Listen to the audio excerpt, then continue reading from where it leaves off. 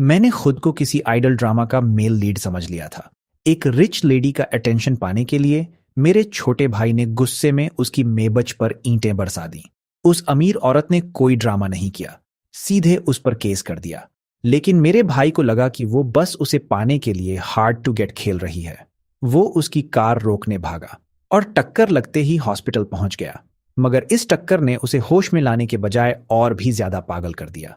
जब उस rich lady की शादी एक बड़े खानदान के यंग मास्टर से होने वाली थी, तब उसने वेडिंग बैंक्वेट में घुसकर पूरा हंगामा खड़ा कर दिया। लिन और गू फैमिली का अलायंस उसी की वजह से टूट गया। वो रिच लेडी गुस्से से पागल हो गई और उसने लोगों से उसे इतना पिटवाया कि उसकी हालत आधी मरी हुई जैसी हो गई। मैं और मेरे पेरेंट्स ने अपनी पूरी जमा पूंजी खर्च कर दी, हर जगह कनेक्शंस लगाए और लोगों से हाथ जोड़कर गुहार लगाई। तब जाकर हम उसे मौत के मुंह से बचाकर ला पाए। लेकिन उसने हमें ही जोर से धक्का दे दिया। उसे लगा कि हमने उसकी जिंदगी का सबसे बड़ा मौका बर्बाद कर दिया है। फिर एक रात जब मैं और मेरे पेरेंट्स गहरी नींद में सो रहे थे, उसने हमें घर के अंदर लॉक कर दिया और जिंदा जला दिया। जब मैंने दोबारा आंखें खोली तो देखा कि मॉम और डैड घबराए हुए अपने कमरे से बाहर भाग रहे हैं। बहुत अच्छा हुआ श्याओन, हम मरे नहीं। कुछ देर बाद मुझे समझ आया। मॉम, डैड, क्या हम वापस जन्म ले चुके हैं? मॉम आंसू पोंछते हुए सिर हिलाने लगी। डैड का चेहरा भी एक पल में ठंडा पड़ गया। इस जन्म में अगर मैंने उस जानवर को फिर से संभालने की कोशिश की तो मेरा नाम चेन गुओकियांग नहीं। उनकी बात खत्म होते ही मेरा फोन बजा। मेरे दोस्त एवेई का मैसेज था, जो मेरे भाई के साथ उसी कंपनी में इंटर्न कर रहा था। उसने मुझे एक वीडियो भेजी। पिछले जन्म की तरह ही मेरा भाई पागल होकर एक ईंट उठा चुका था और उस रिच लेडी की मेबच पर लगातार मार रहा था। थक थक थक।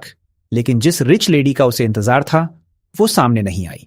जल्द ही कंपनी के सिक्योरिटी गार्ड्स द्वारा बुलाए गए पुलिस ऑफिसर्स उसे पकड़ कर ले गए। वो बुरी तरह छटपटा रहा था। मुझे लिन वैनर से मिलना है। उसे बोलो खुद आकर मुझसे मिले। जिस लिन वैनर को वो पुकार रहा था, उसका नाम न सिर्फ उसके फेवरेट नॉवेल की फीमेल लीड से मिलता था, बल्कि वो लिन फैमिली की असली यंग मिस भी थी। यही तो उसकी किस्मत में लिखी हुई रिच लेडी थी, जिसका उसे बेसब्री से इंतजार था। लेकिन कंपनी में 2 महीने इंटर्नशिप करने के बाद भी उसने लिन वानर का चेहरा तक नहीं देखा था। इसीलिए उसने ये बेवकूफी भरा आइडिया निकाला। उसने सोचा, अगर वो उसकी कार तोड़ देगा तो रिच लेडी उसे जरूर याद रखेगी। लेकिन लिन वानर के आसपास का लॉयर टीम कोई डेकोरेशन नहीं था। उसने इस पूरे मामले को लॉयर्स के हवाले कर दिया और पिछले जन्म की तरह मेरे भाई पर लॉ सूट कर दिया गया। लेकिन उसे जरा भी टेंशन नहीं थी। पुलिस स्टेशन से लौटने के बाद वो बड़े खुश मूड में गाना गुनगुनाते हुए घर आया। उसे देखकर बिल्कुल नहीं लग रहा था कि उसने इतनी बड़ी मुसीबत खड़ी कर दी है। मैं और मॉम डैड ने एक दूसरे को देखा। हम तीनों की आंखों में सिर्फ एक ही इमोशन था, बेहद गहरा डिसबिलीफ। घर पहुंचते ही उसे नोटिस मिल गया कि कंपनी ने उसे निकाल दिया है। इस घटिया जॉब पर मैं खुद ही नहीं जाना चाहता था। वो अकड़ कर बोला, इतना क्या एटीट्यूड दिखा रहे हैं? जब मैं लिन फैमिली का दामाद बन जाऊंगा तब तुम सबको दिखाऊंगा। उसी समय लिन वानर की तरफ से भेजा गया लॉ सूट भी घर पहुंच गया। उसके साथ व्हीकल डैमेज रिपोर्ट भी थी। मेरे भाई की कुछ ईंटों ने मेबच का करीब 8 लाख यूएन का नुकसान कर दिया था। पिछले जन्म में इन्हीं 8 लाख के लिए मॉम डैड ने जिंदगी भर की बचत निकाल दी थी। फिर इधर उधर से उधार लेकर किसी तरह पेमेंट की थी। फिर भी उसे संतोष नहीं हुआ था। वो लगातार कहता था कि वो रिच लेडी उससे पैसे वापस नहीं मांग सकती। ये सब तो बस उसे पाने का उसका तरीका था, यानी वही हार्ड टू गेट वाला खेल। इसीलिए इस जन्म में जब उसने लॉ सूट हाथ में लेकर गुस्से से कहा, मॉम डैड, आप लोगों को इस मामले में पड़ने की जरूरत नहीं है, मैं खुद इसे हैंडल कर लूंगा, तो डैड ने तुरंत थम्स अप दिखाया। वाह, मेरा बेटा है, साहस भी है और काबिलियत भी। मेरा भाई गर्व से अपनी ठोड़ी ऊपर उठाकर बोला, ऑफ कोर्स, जब मैं लिन फैमिली का दामाद बन जाऊंगा तो 8 लाख क्या, 80 लाख भी कोई बड़ी बात नहीं होगी। मेरे भाई की तरह नहीं, जो हर दिन सिर्फ बुक्स पढ़ता रहता है और जिंदगी भर दूसरों के लिए जॉब करेगा। हमारे घर का फ्यूचर तो आखिर में मुझे ही संभालना है, लेकिन उसके मैं खुद हैंडल करूंगा। का मतलब क्या था? उसने आइडल ड्रामास के मेल लीड्स की कॉपी की और रिच लेडी की कार रोकने चला गया। इतना ही नहीं, वो सड़क के बीचों बीच खड़ा होकर चिल्लाने लगा, पैसे हैं तो क्या हुआ, बहुत बड़े हो गए क्या? क्या पैसे होने का मतलब है कि तुम किसी को भी बुली कर सकती हो? तुमने मुझे जॉब से क्यों निकलवाया? मैंने अपनी गलती मान ली थी। अब तुम और क्या चाहती हो? लेकिन सामने बैठी रिच लेडी उसे पहचानती तक नहीं थी। वो कार में बैठी रही और उसे एक नजर देखना भी जरूरी नहीं समझा। करीब 10 मिनट तक ऐसे ही स्टैंड ऑफ चलता रहा। आखिर लिन वार्नर का पेशेंस खत्म हो गया। उसने बस 3 ठंडे शब्द बोले, गाड़ी चढ़ा दो। अच्छी बात यह थी कि ड्राइवर के पास अभी दिमाग बचा हुआ था, वरना उस एक टक्कर में मेरा भाई मरता नहीं तो बुरी तरह टूट जरूर जाता। आखिर में राह चलते लोगों ने पुलिस को कॉल किया, तब जाकर उसे हॉस्पिटल भेजा गया। पुलिस के आने के बाद भी वो रिच लेडी को बचाने की कोशिश कर रहा था। ये सब मिसअंडरस्टैंडिंग है। वो जानबूझकर नहीं करना चाहती थी। कोई भी उसे नुकसान नहीं पहुंचाएगा। वहां खड़े सभी लोग उसे ऐसे घूर रहे थे जैसे वो कोई पागल हो, लेकिन वो अब भी अपने सेल्फ सैक्रिफाइंग फैंटेसी में डूबा हुआ था और बाहर निकलने को तैयार नहीं था। बाद में वो रिच लेडी हॉस्पिटल में दिखाई भी नहीं दी। आखिर उसके जैसे लोगों के लिए कितनी भी बड़ी प्रॉब्लम हो, पैसे से खत्म हो सकती थी, और सामने वाला तो बस एक इनसिग्निफिकेंट पागल था। उसके लॉयर्स ने सीधे मेरे भाई से बात की। उन्होंने कहा कि अगर वो सेटलमेंट के लिए तैयार हो जाए तो कार डैमेज वाले केस को छोड़ दिया जाएगा। उसका मेडिकल बिल भी पूरा कवर किया जाएगा। पिछले जन्म में भी उस रिच लेडी ने यही ऑफर दिया था। मॉम ये सुनकर खुशी से उछलने ही वाली थी, लेकिन मेरे भाई को डर था कि इससे लिन वार्नर की नजरों में उसकी सपोजिडली नोबल इमेज खराब हो जाएगी। इसलिए उसने बिना सोचे ऑफर ठुकरा दिया। उसने लॉयर को हॉस्पिटल रूम से बाहर निकाल दिया और कहा कि उसे किसी की चैरिटी नहीं चाहिए। वो पैसे पूरे ब्याज के साथ लौटाएगा। बस उसी एक ड्रामा की वजह से हमारा शांत और आरामदायक घर पल भर में भारी कर्ज के नीचे दब गया। हमारी जिंदगी पूरी तरह बिखर गई। हॉस्पिटल में रहते हुए भी उसने यंग मास्टर वाला एटीट्यूड नहीं छोड़ा। वो छोटी छोटी बात पर मॉम को गालियां देता, चीजें फेंकता और घर वालों पर चिल्लाता रहता था। इसलिए इस जन्म में उसके हॉस्पिटल पहुंचते ही मॉम डैड ने कुछ नहीं कहा। उन्होंने बस सबसे जल्दी वाली फ्लाइट की टिकट्स बुक की और बिना रुके विदेश घूमने निकल गए। उन्हें डर था कि कहीं ये ब्लड सकिंग पैरासाइट फिर से उनके सिर पर न बैठ जाए। मॉम डैड नहीं मिले तो मेरे भाई ने मुझे कॉल किया। वो चाहता था कि मैं हॉस्पिटल जाकर उसकी सेवा करूं। मैंने जानबूझकर परेशान होने का नाटक करते हुए कहा, तुम जानते ही हो मैं थीसिस लिखने में बिजी हूं। सच में मेरे पास आने का टाइम नहीं है। फोन के दूसरी तरफ से तुरंत उसकी दहाड़ सुनाई दी, चैनन जी, मैं तुम्हारा सगा छोटा भाई हूं। क्या तुम्हारी पढ़ाई मुझसे ज्यादा इंपॉर्टेंट है? मुझे सच में हंसी आ गई। क्या उसे खुद बिल्कुल अंदाजा नहीं था कि वो क्या बोल रहा है? मैंने सीधे जवाब दिया, हाँ बिल्कुल, पढ़ाई तुमसे ज्यादा इंपॉर्टेंट है, और कॉल काट दी। कुछ ही मिनट बाद उसने सोशल मीडिया पर एक पोस्ट डाली। उसने लिखा था कि इस दुनिया में किसी से उम्मीद नहीं रखनी चाहिए, क्योंकि आखिर में इंसान का सहारा सिर्फ वो खुद होता है। मैंने फोन देखकर ठंडी हंसी हंसी।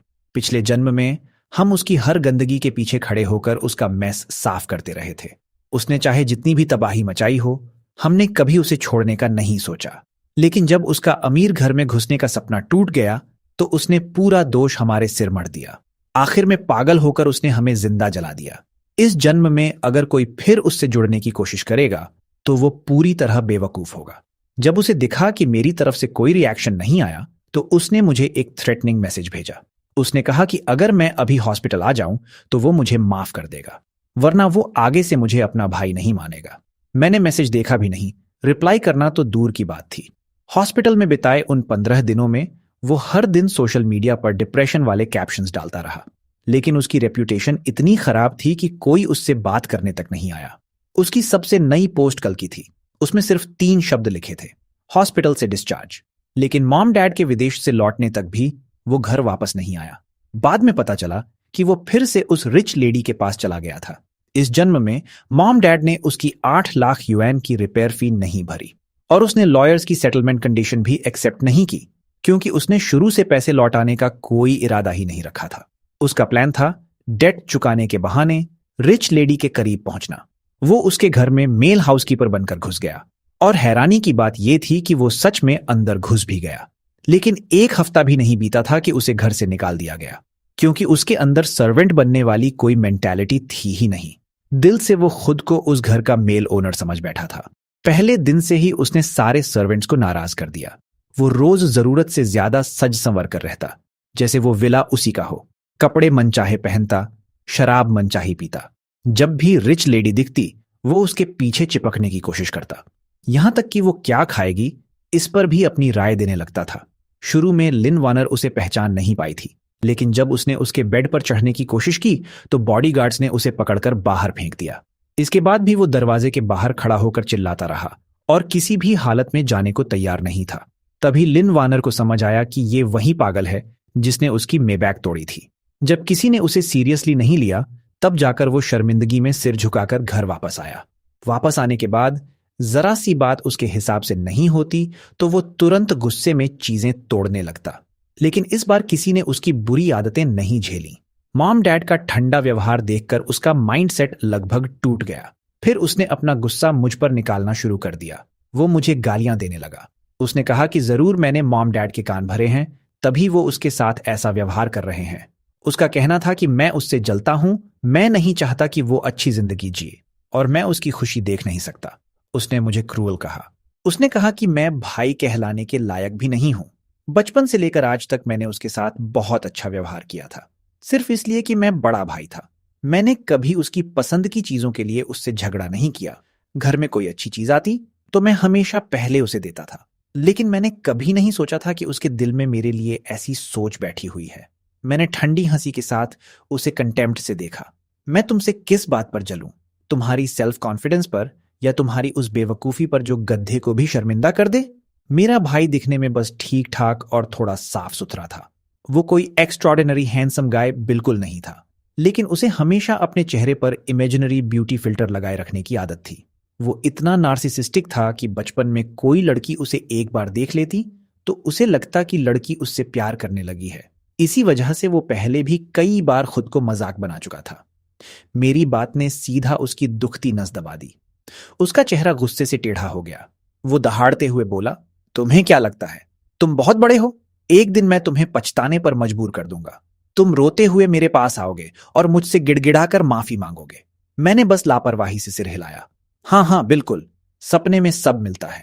दोबारा जन्म लेने के बाद मैंने कभी खुद से उससे बदला लेने के बारे में नहीं सोचा था, क्योंकि मुझे पता था कि उसके पिग ब्रेन को किसी दुश्मन की जरूरत ही नहीं है। वो अपनी बेवकूफियों से खुद को पूरी तरह बर्बाद कर सकता है। और देखो, उसका कारमा जल्द ही सामने आने वाला था। रिच लेडी के घर से निकाले जाने के बाद भी वो समझा नहीं। वो फिर उसके पास जाने का मौका ढूंढने लगा। उस दिन मैं अपने सीनियर के साथ सिटी में हो रहे एक कॉकटेल पार्टी में वेटर का काम करने गया था। दोबारा जन्म लेने के बाद वहीं मैंने पहली बार असली लिन वार्नर को देखा। हर बार उसे देखकर मेरे दिल में अजीब बेचैनी होती थी, खासकर उसकी वो 3 वाइट आईज देखकर। वो आंखें किसी जहरीले सांप की तरह ठंडी, डरावनी और चालाक थीं। वो बिल्कुल भी कोई इनोसेंट रिच गर्ल नहीं थी। मेरा भाई सच में पागल था जो ऐसी औरत पर अपनी नजरें गड़ाए बैठा था, और इसी वजह से उसने खुद के लिए एक बहुत बड़ी मुसीबत खड़ी कर ली थी। अचानक मेरी आंख के कोने में एक जाना पहचाना फिगर दिखा। वो चेन जियाबाओ था। वो सच में तब तक नहीं मानने वाला था जब तक पूरी तरह बर्बाद ना हो जाए। मैं गेस्ट्स को ड्रिंक्स सर्व करने में बिजी था, इसलिए उसे देखने या उसके पीछे जाने का मेरे पास टाइम नहीं था। बस पलक झपकते ही वो और लिन वार्नर दोनों मेरी नजरों से गायब हो गए। करीब आधे घंटे बाद मैं ब्रेक लेने के लिए रेस्ट रूम में गया। तभी मैंने उस फोन कॉल को उठाया जो लगातार वाइब्रेट हो रहा था। रिसीवर से मेरे भाई की थकी हुई और भारी आवाज आई।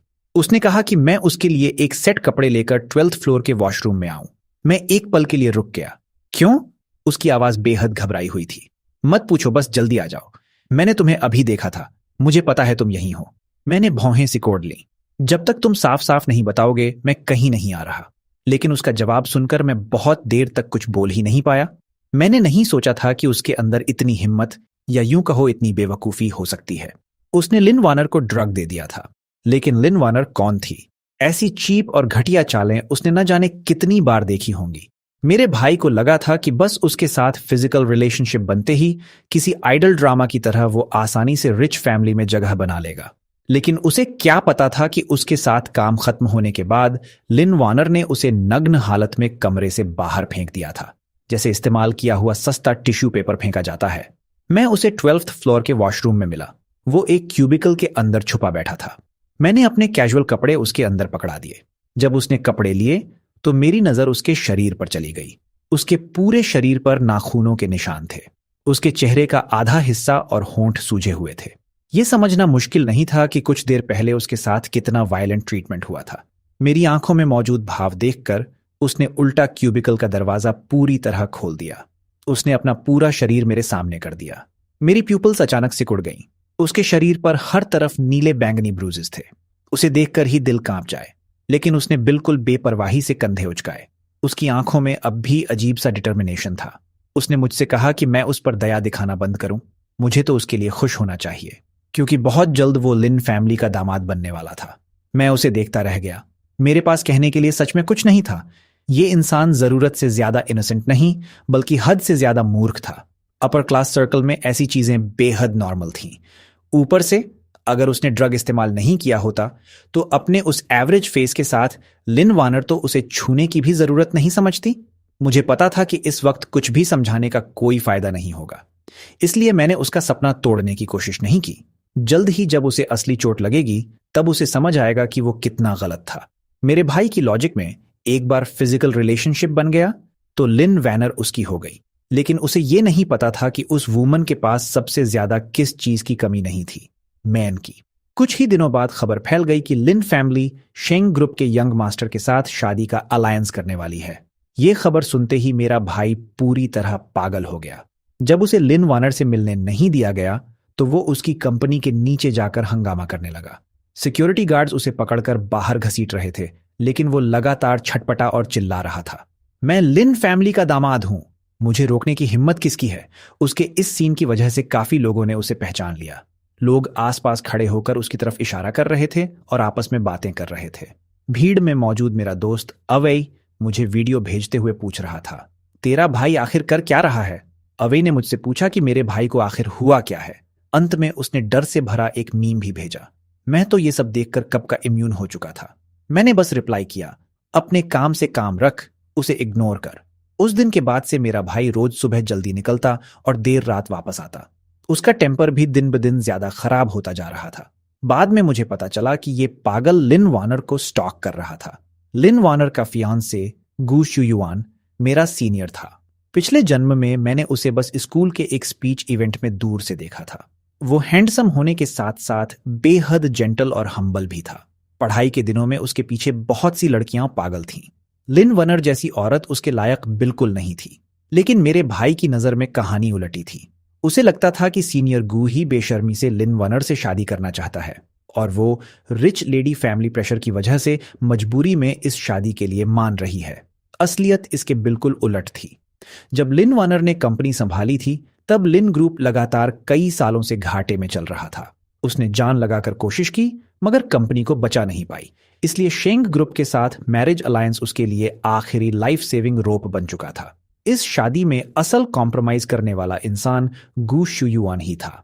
उस दिन मैं अपनी पार्ट टाइम जॉब खत्म करके लौटा ही था कि मैंने चेन जियाबाओ को गुस्से से भरा चेहरा बनाकर घर से निकलते देखा। मेरे मन में क्यूरियोसिटी हुई, इसलिए मैं चुपके से उसके पीछे लग गया। मैं उसका पीछा करते करते एक रेस्टोरेंट तक पहुंच गया। वहां मैंने देखा कि लिन वार्नर और गू शुयुआन साथ बैठकर खाना खा रहे थे। तभी मुझे समझ आया कि मामला क्या है। चेन जियाबाओ सीधे उनकी टेबल के पास पहुंचा। फिर उसने बेहद डीप और इमोशनल नजरों से लिन वैनर को देखा। मेरे साथ चलो, मुझे पता है तुम मजबूरी में ये सब कर रही हो, मैं तुम्हें बचा सकता हूं। लिन वैनर के चेहरे पर कंफ्यूजन भर गया। उसने उसे घृणा से देखा। तू फिर कौन सा पागलपन कर रहा है। लेकिन चेन जियाबाओ जैसे अंधा हो चुका था। उसने उसकी नाराज आंखों को पूरी तरह इग्नोर कर दिया। मुझे सब पता चल गया है, तुम चिंता मत करो, चाहे कुछ भी हो जाए मैं तुम्हारे साथ रहूंगा। लिन वार्नर का जवाब बेहद सिंपल और ब्रूटल था, निकल यहां से। चेन जियाबाओ ने सिर ऐसे हिलाया जैसे कोई स्प्रिंग लगी हो। नहीं, मैं नहीं जाऊंगा। फिर वो गू शुयुआन की तरफ मुड़ा और बोलने लगा, मिस्टर गू, वैनर को आप में बिल्कुल इंटरेस्ट नहीं है। कृपया अपनी डिग्निटी रखिए और आगे से उसके पीछे पड़ना बंद कीजिए। गू शुयुआन वहीं शांत होकर बैठा रहा जैसे कोई पहाड़ हो। उसने ये सुनकर न गुस्सा किया न ही अपनी फियांसे से कोई जवाब मांगा। उल्टा वो पूरे सीन को एंटरटेनमेंट की तरह देख रहा था और उसकी नजरें लिन वार्नर और चेन जियाबाओ के बीच घूम रही थीं। लिन वार्नर ने यह देखा तो वो घबरा गई। शुयुआन, इसकी बकवास मत सुनो, मैं इसे जानती तक नहीं हूं, ये बस एक पागल है। चेन जियाबाओ ने तुरंत घायल प्रेमी वाला एक्सप्रेशन बना लिया। वार्नर, उस रात जो हुआ, क्या तुम सब भूल गई। लिन वैनर ने उसे गुस्से से बीच में काट दिया। चुप हो जा। एक ऐसे घटिया पागल द्वारा सरेआम फंसा दिया जाना जिसे वो इंसान समझना भी पसंद नहीं करती थी, उसके लिए बहुत बड़ी बेइज्जती थी। अगर नजरों से किसी को मारा जा सकता तो चेन जियाबाओ तब तक 1000 टुकड़ों में कट चुका होता। लेकिन मेरे भाई में कभी सिचुएशनल अवेयरनेस नाम की चीज थी ही नहीं। वो अब भी बेशर्मी से पूछता रहा, अगर तुम मुझसे प्यार नहीं करती तो फिर मेरे साथ सोई क्यों थी? हे भगवान, मुझे सच में समझ नहीं आता। इसका दिमाग कब से मछली जैसा हो गया था, जिसकी मेमोरी सिर्फ 7 सेकंड्स चलती है। लिन वैनर उसकी बात सुनकर गुस्से में हंस पड़ी। इसका जवाब तुम्हें खुद नहीं पता?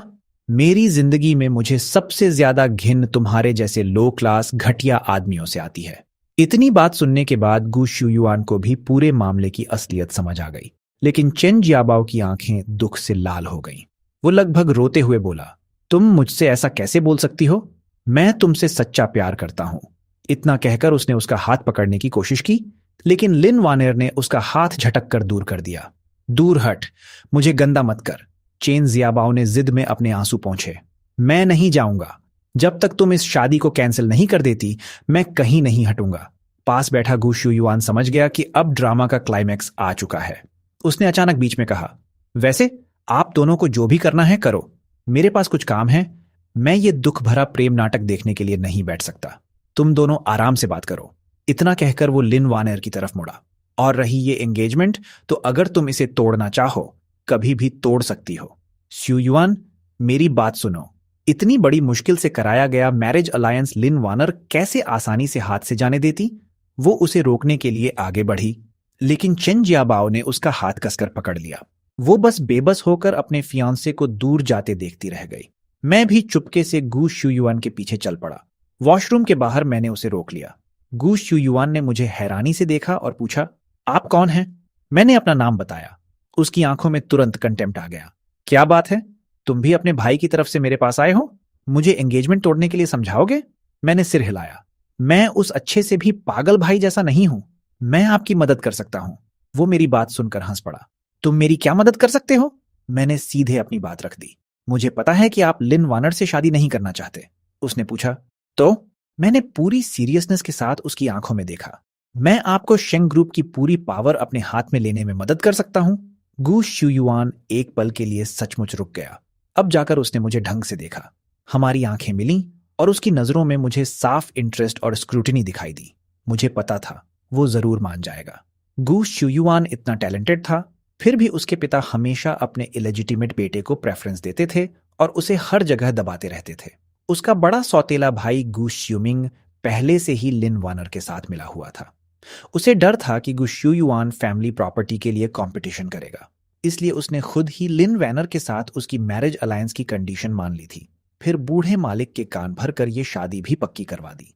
इसलिए गु शुयुआन के मन में चाहे लाखों ऑब्जेक्शंस हों, वो अपने पिता के खिलाफ खुलकर नहीं जा सकता था। लेकिन उसके दिल में दबा हुआ गुस्सा जरूर था। गु शुयुआन ने आर्म्स क्रॉस किए और इंटरेस्ट से पूछा, तो तुम्हारा प्लान क्या है? पिछले जन्म में अपने भाई को उस औरत के हाथों से बचाने के लिए मैंने लिन वानर के बहुत सारे डार्क सीक्रेट्स निकाले थे। Smuggling, money laundering, tax evasion और सबसे खास वो लोली क्लब। वो जगह किसी गंदे नरक से कम नहीं थी, जहां हर तरह का क्राइम और गंदगी छुपी हुई थी। पिछले जन्म में मेरी स्टेटस बहुत छोटी थी। मैंने जान लगाकर कोशिश की थी, तब भी सिर्फ अपने भाई को बचा पाया था। लेकिन इस बार मुझे दोबारा मौका मिला था। मैं चाहता था कि इस बार ज्यादा से ज्यादा लोगों की मदद कर सकूं।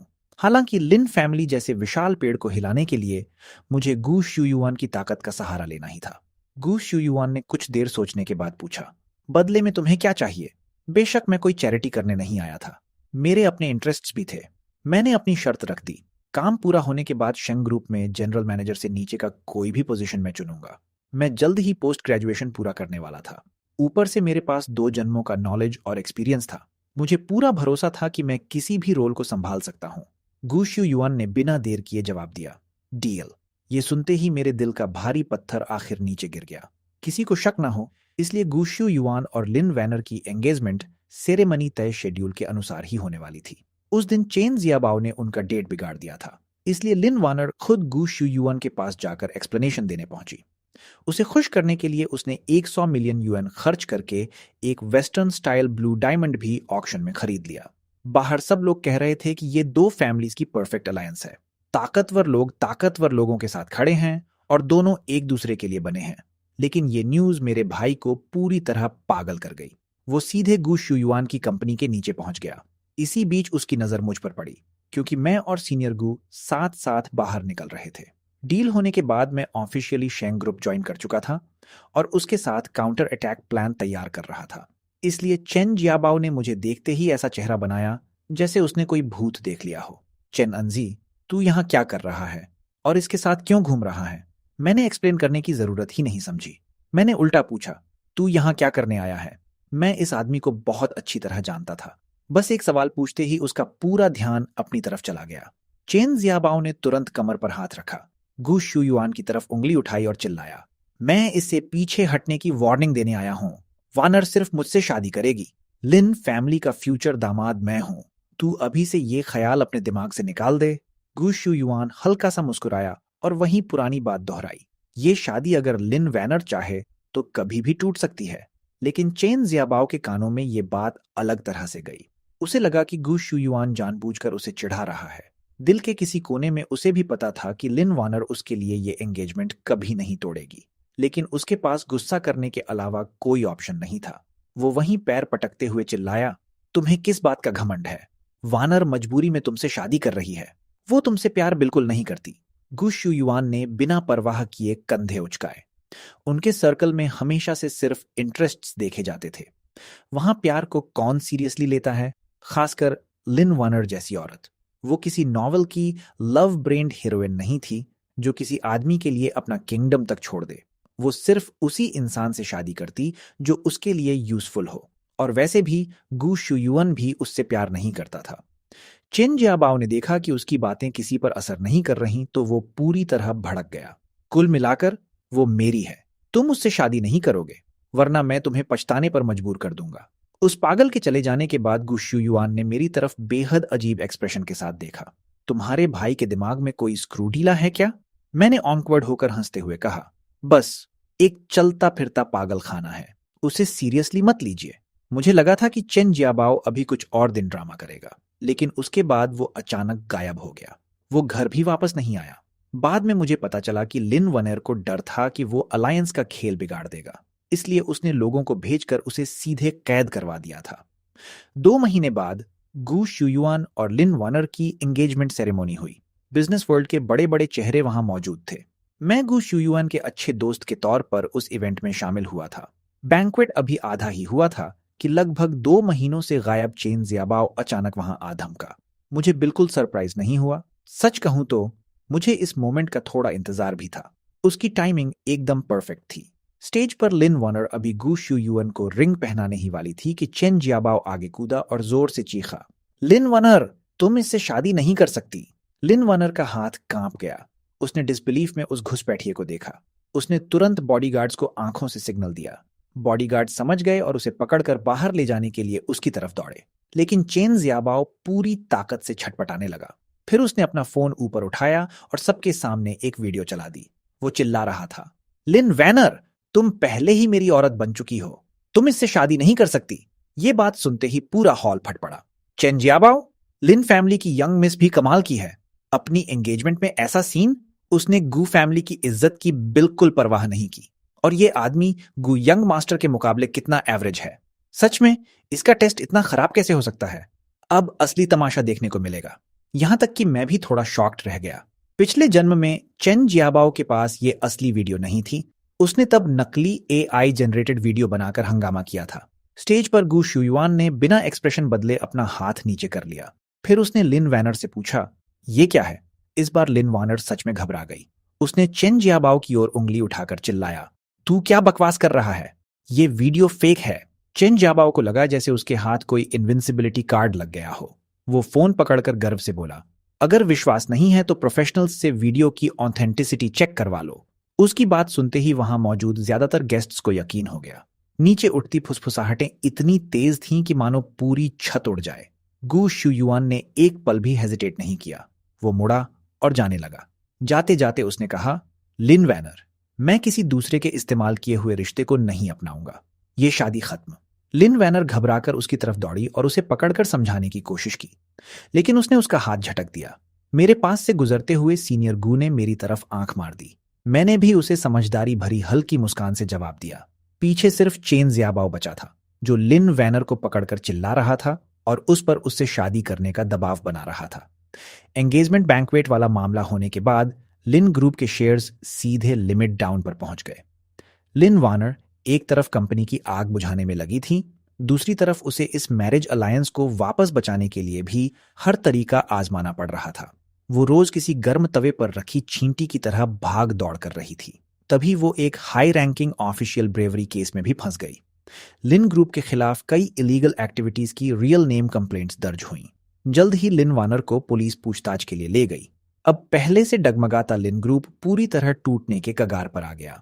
इसी दौरान गू शुयुआन की लीड में एक्विजिशन प्लान तेजी से आगे बढ़ रहा था। हालांकि डिटेंशन से बाहर आते ही लिन वैनर ने प्रेस कॉन्फ्रेंस की और कहा कि सारे आरोप बेबुनियाद हैं, लेकिन उसका स्टेटमेंट शेयर्स की लगातार गिरती कीमत को नहीं रोक सका। जब तक उसे समझ आया कि पीछे से गू शुयुआन खेल खेल रहा है, लिन ग्रुप के 25% शेयर्स पहले ही निगले जा चुके थे। जहां तक चेन जियाबाओ की बात है, एंगेजमेंट बैंक्वेट के बाद मैं उसे फिर कभी नहीं मिला। पिछले जन्म की तरह इस बार भी लिन वैनर ने उसे उस इंसानों को निगल जाने वाले क्लब में फेंक दिया था। एक रात अचानक मुझे एक अननोन नंबर से कॉल आया। फोन के उस पार चेन जाबाओ की दिल दहला देने वाली रोने की आवाज थी। भाई, मुझे बचा लो, लिन वैनर मुझे मार डालेगी। मैंने फोन पर ठंडी हंसी हंसी। तुझे ऐसी ही टॉक्सिक और दर्द भरी लव स्टोरी बहुत पसंद थी, है ना? मैंने तेरी इच्छा पूरी कर दी। अब फिर मुझे क्यों ढूंढ रहा है? इतना कहकर मैं कॉल काटने ही वाला था कि चेन जियाबाओ उधर से पागलों की तरह गिड़गिड़ाने लगा। भाई, प्लीज कॉल मत काटो, वो सच में मुझे मार देगी। मुझे बचा लो, मैं तुम्हारा सगा भाई हूं। सगा भाई? पिछले जन्म में जब उसने हम तीनों को घर में बंद करके जिंदा जला दिया था, तब उसे याद नहीं आया था कि हम उसका परिवार हैं। कुछ सेकंड्स की खामोशी के बाद फोन के उस पार अचानक एक चीख सुनाई दी। आह! फिर किसी आदमी की गुस्से भरी दहाड़ आई और अगले ही पल कॉल कट गई। मैंने उसे बिल्कुल सीरियसली नहीं लिया। मैंने आंखें बंद की और वापस सो गया। उस रात मेरी नींद असाधारण रूप से अच्छी हुई। करीब आधे महीने बाद मुझे न्यूज से पता चला कि लिन वैनर मर चुकी थी और उसे मारने वाला कोई और नहीं, चेन जियाबाओ था। उस क्लब में फेंके जाने के बाद लिन वैनर ने अपने लोगों को खास तौर पर कहा था कि इस विशेष गेस्ट की अच्छे से खातिरदारी की जाए। उस जगह में चेन जियाबाओ को भरपेट खाना तक नहीं मिलता था। उसे रोज मार पड़ती थी। उसकी जिंदगी में न आजादी बची थी, न इंसान जैसी डिग्निटी। आखिर एक दिन लिन वैनर वहां इंस्पेक्शन के लिए आई। चेन जियाबाओ कुत्ते की तरह उसके पैरों में गिर पड़ा और माफी मांगने लगा, लेकिन उसने उसे एक लात मारकर दूर कर दिया और ऊपर से लगातार उसकी बेइज्जती करती रही। कहते हैं, कोने में फंसा खरगोश भी काट लेता है। चेन जियाबाओ ने टेबल पर रखा फ्रूट नाइफ उठा लिया और उसे घोंप दिया। जब तक बॉडीगार्ड्स को समझ आता कि हुआ क्या है, लिन वैनर के शरीर में कई घाव हो चुके थे। हर तरफ खून फैल गया था। ये देखकर बॉडीगार्ड्स पूरी तरह भड़क गए। वो सब उस पर टूट पड़े और उन्होंने चेन जियाबाओ को इतना पीटा कि वो वेजिटेटिव स्टेट में पहुंच गया। अब इस जिंदगी में वो बस बेड पर पड़ा पड़ा अपनी मौत का इंतजार कर सकता था। मॉम डैड सिर्फ एक बार उसे देखने हॉस्पिटल गए। उन्हें 2 दिन हल्का दुख हुआ। फिर उन्होंने उस घटना को पीछे छोड़ दिया, क्योंकि पिछले जन्म में उसने हमें जो दर्द दिया था वो हमारी हड्डियों तक में बसा हुआ था। असल दुनिया कोई ब्रेनलेस आइडल ड्रामा नहीं होती। वो रिच लेडी के पास किसी प्लान के साथ पहुंचा था, लेकिन ये नहीं समझ पाया कि सामने वाला इंसान है या शैतान। अंत में उसने सिर्फ दूसरों को नुकसान नहीं पहुंचाया, बल्कि अपनी जिंदगी भी बर्बाद कर ली। उधर शेंग ग्रुप ने मौके का फायदा उठाकर लिन फैमिली की प्रॉपर्टीज और बिजनेस को तेजी से एक्वायर करना शुरू कर दिया। असल में लिन फैमिली जैसी बड़ी ताकत इतनी आसानी से नहीं गिरती, लेकिन लिन वैनर की मौत और चारों तरफ फैले स्कैंडल्स ने उसे बहुत जल्दी पूरी तरह खत्म कर दिया। उस क्लब के अंदर का पूरा काला सच भी सामने आ गया। पुलिस ने वहां से बहुत से पीड़ित लड़कों को रेस्क्यू किया। उन लड़कों की फ्रीडम छीन ली गई थी। वो वहां इंसानों जैसी नहीं, किसी वस्तु जैसी जिंदगी जी रहे थे। गू श्यूमिंग भी उस जहरीली औरत के साथ मिलकर क्राइम्स करने की वजह से जेल भेज दिया गया, जहां अब उसे प्रिजन में सिलाई का काम करना था। गू शुयुआन ने पूरी लेजिटिमिटी के साथ शेंग ग्रुप अपने हाथ में ले लिया। इस शानदार एक्विजिशन बैटल ने उसकी पोजीशन पूरी तरह मजबूत कर दी। अब चाहे उसका इलेजिटिमेट बड़ा भाई बाहर आए भी, कंपनी में उसके लिए कोई जगह नहीं बची थी। इस बैटल में मेरे सीनियर ने पूरी तरह जीत हासिल की थी। सब कुछ सेटल होने के बाद उसने अपना पुराना प्रॉमिस भी पूरा किया। मैं ग्रुप का वाइस प्रेसिडेंट बन गया। पूरे 8 सालों में मैंने अनगिनत कॉन्टैक्ट्स, एक्सपीरियंस और रिसोर्सेज बनाए। जब मुझे लगा कि समय आ गया है, मैंने अपना रिजाइनेशन दे दिया। मैं बाहर जाकर अपना खुद का बिजनेस शुरू करना चाहता था। जिस दिन मैं जा रहा था, गु शुयुआन ने मुझे बहुत कस कर गले लगा लिया। इन 8 सालों में हम सबसे पक्के दोस्त बन चुके थे। हम साथ में बिजनेस वर्ल्ड की लड़ाइयां लड़े थे, ड्रिंकिंग पार्टीज में एक दूसरे के लिए शराब पी थी। हमारे बीच कोई सीक्रेट नहीं बचा था। सच कहूं तो मेरे सगे छोटे भाई की तुलना में हम दोनों ज्यादा असली भाइयों जैसे थे। उसकी आंखें लाल थीं। वो बोला, शाओआन, मैं सच में तुझे छोड़ना नहीं चाहता। भविष्य में किसी भी मदद की जरूरत पड़े, बस एक कॉल करना। मैंने उसके कंधे पर हाथ रखकर मुस्कुराते हुए कहा, टेंशन मत ले, मैं तुमसे बिल्कुल फॉर्मल नहीं रहूंगा। मेरे भाई, तुम्हारा फ्यूचर हमेशा चमकता रहे, हर रास्ते पर सक्सेस मिले। वो भी मुस्कुराया, तुम्हारा भी।